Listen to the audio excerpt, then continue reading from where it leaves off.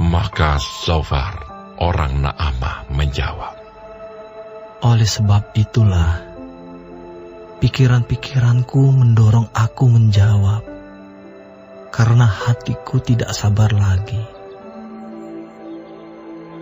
Kudengar teguran yang menghina aku, tetapi yang menjawab aku ialah akal budi yang tidak berpengertian. Belumkah engkau mengetahui semuanya itu sejak dahulu kala, sejak manusia ditempatkan di bumi, bahwa sorak-sorai orang fasik hanya sebentar saja, dan sukacita orang durhaka hanya sekejap mata.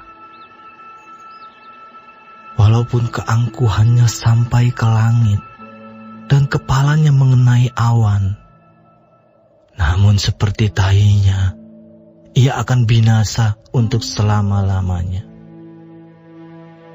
Siapa yang pernah melihatnya bertanya, di mana dia?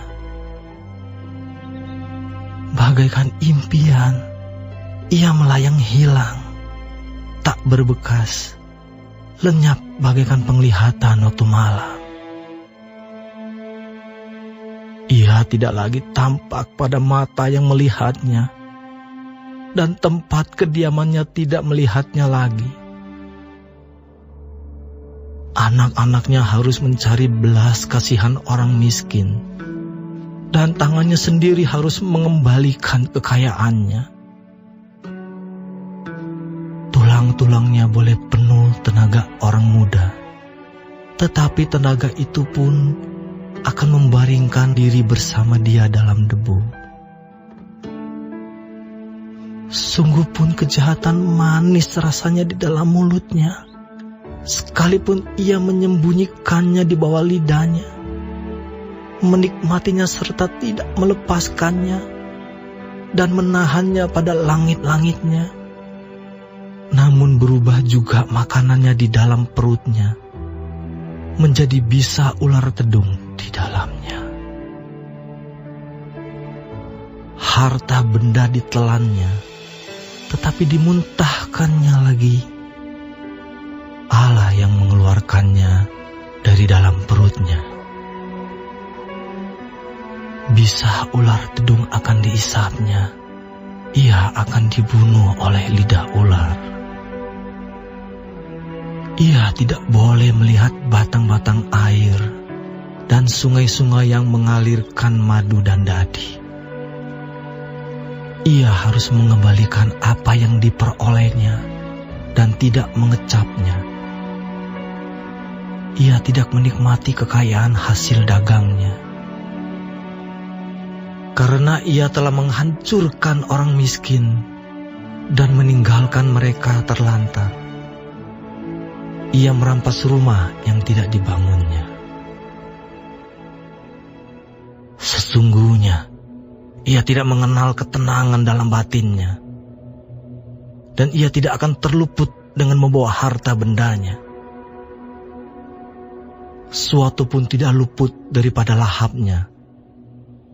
Itulah sebabnya kemujurannya tidak kekal. Dalam kemewahannya yang berlimpah-limpah, ia penuh khawatir. Ia ditimpa kesusahan dengan sangat dahsyatnya. Untuk mengisi perutnya, Allah melepaskan ke atasnya murkanya yang menyala-nyala, dan menghujankan itu kepadanya sebagai makanannya. Ia dapat meluputkan diri terhadap senjata besi, namun panah tembaga menembus dia. Anak panah itu tercabut dan keluar dari punggungnya. Mata panah yang berkilat itu keluar dari empedunya. Ia menjadi ngeri. Kegelapan semata-mata tersedia bagi dia. Api yang tidak ditiup memakan dia dan menghabiskan apa yang tersisa dalam kemahnya.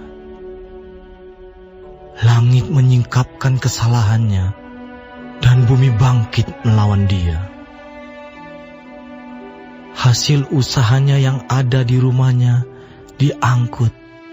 Semuanya habis pada hari murkanya. Itulah ganjaran Allah bagi orang fasik. Milik pusaka yang dijanjikan Allah kepadanya.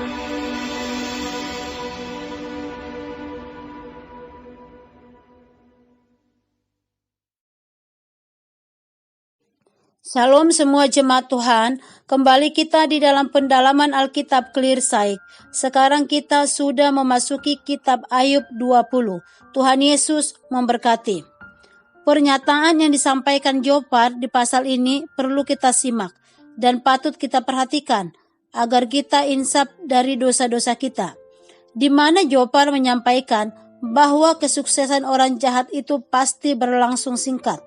Jopar membalik alur penalarannya. Orang yang jahat akan jatuh dari kesuksesannya dan hidupnya tidak menjadi bahagia. Maka orang yang tidak sukses dan tidak bahagia pastilah orang jahat. Ini merupakan hal yang tidak selalu benar dan kesesatan di dalam berpikir.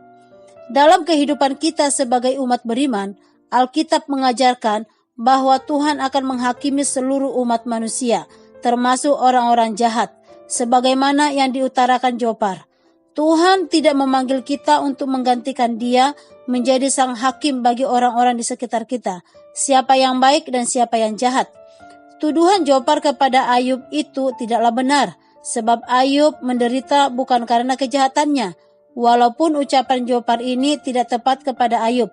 Tetapi kebenaran yang diucapkan Jopar perlu kita terima, di mana tidak seorang fasik pun dapat luput dari perbuatan dosanya sendiri, karena Allah akan menghukum orang fasik sesuai dengan perbuatannya.